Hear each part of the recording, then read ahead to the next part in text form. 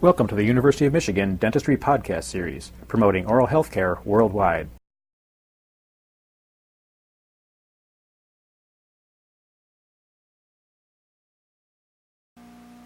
Examining his occlusion, we can see that Russ is classified according to angle as a class 1 malocclusion with multiple spacing in both the maxillary and the mandibular arches. Russ, turn this way just a little bit. He also has moderate overjet and overbite. If we examine the position of the teeth in centric relation, open just a little, Russ, just relax. We look at the anterior teeth, we notice the lack of contact between the mandibular and the maxillary incisor teeth. This is due to a premature contact of the posterior teeth. As Russell then closes together, we notice that there is contact made between the mandibular and maxillary incisor teeth.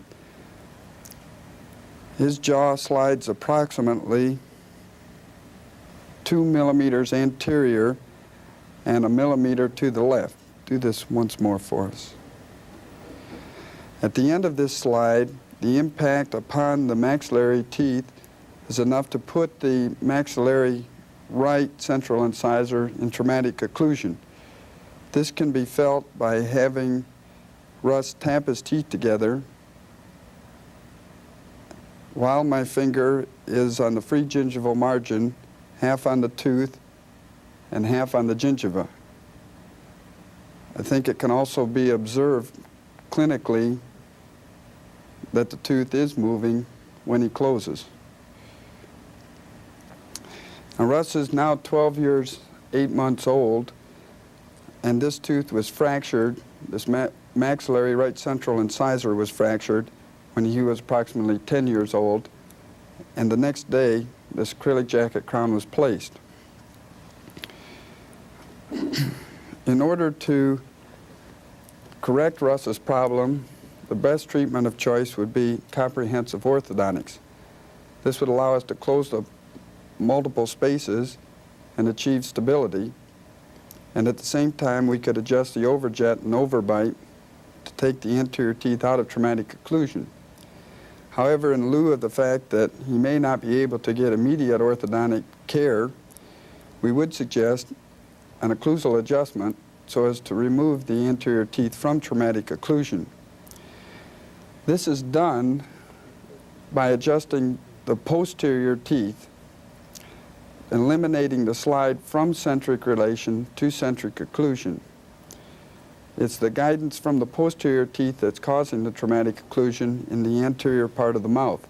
So this case is not adjusted by merely grinding the anterior teeth out of occlusion. If this were to be done, the teeth would merely continue to erupt, and we would have the same situation presenting itself again at a later date. So the adjustment is made so that centric relation, a retruded superior position of the mandible, coincides with the maximum interdigitation of the teeth, or centric occlusion, and we achieve this on the same horizontal plane, eliminating this slide that we demonstrated. The multiple spacing would not be expected to be corrected from the occlusal adjustment alone. This would require some orthodontics.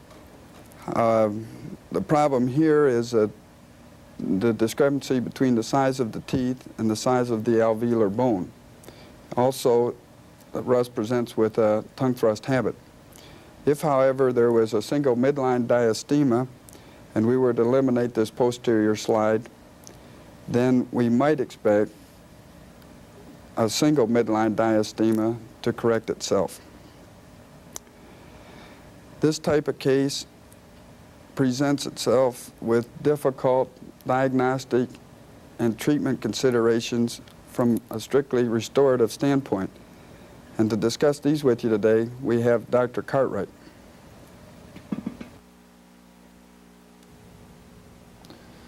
Russell presents with a unique restorative problem because besides having an occlusal problem, he also has an aesthetic problem. It's very desirable in the restoration of this tooth to use some type of aesthetic restoration.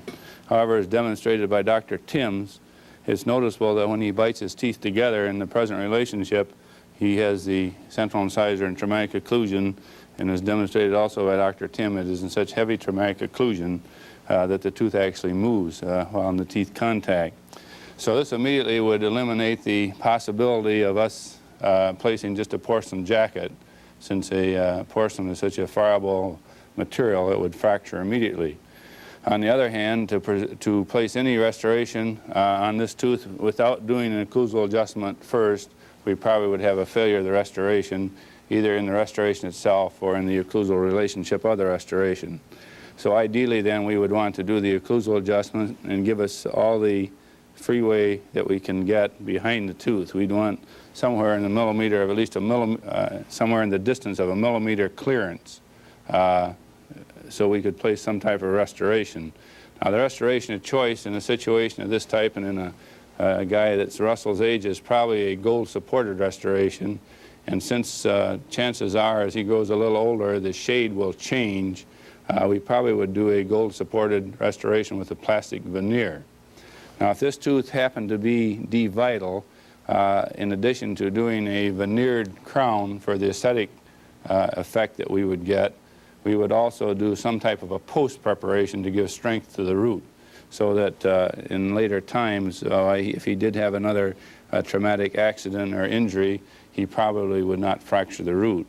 And when we do this type of restoration, why we don't make it a one-unit casting. We would do the post and coping and then place the aesthetic restoration over the coping. Therefore, when he's maybe 5, 6, 7 years older, if it becomes desirable to change the restoration, we wouldn't have to interfere with the root portion of the tooth. We could just change the veneer restoration, which at that time, perhaps if he's been able to have his orthodontic treatment, we could then go to a porcelain jacket or a gold-supported porcelain restoration. So at this particular time, there's no restoration that would be successful unless we can have some type of occlusal adjustment and improve the occlusal relationship of his tooth. Chances are when he had this temporary restoration placed, the tooth was mobile, and in placing the temporary restoration, why the tooth actually was put in this traumatic position with a thickness of acrylic, and maybe this is even responsible for some of the habit of his tongue thrust habit that he is growing into. So the first thing then we'd want to do is to do an occlusal adjustment, give us all the stability we can get in that manner, and then if it's a vital tooth, probably do a plastic veneer with a gold supported backing, and then if it's D-vital, of course, we'd use the post and coping and do some type of aesthetic veneered restoration over the top of it. So at this particular time, we are limited then, of course, in the type of restoration we can do, but with proper planning, we probably can come up with a very aesthetic restoration, perhaps when he gets to be about 17 or 18 years old. You've been listening to a presentation from the University of Michigan School of Dentistry, which is dedicated to supporting open learning and open educational resources. This recording is licensed under the Creative Commons. It may be reused and redistributed for nonprofit use. Please attribute materials to the University of Michigan School of Dentistry and redistribute under this same license. For more information on how this and other University of Michigan School of Dentistry recordings may be used, visit www.dent.umich.edu/license.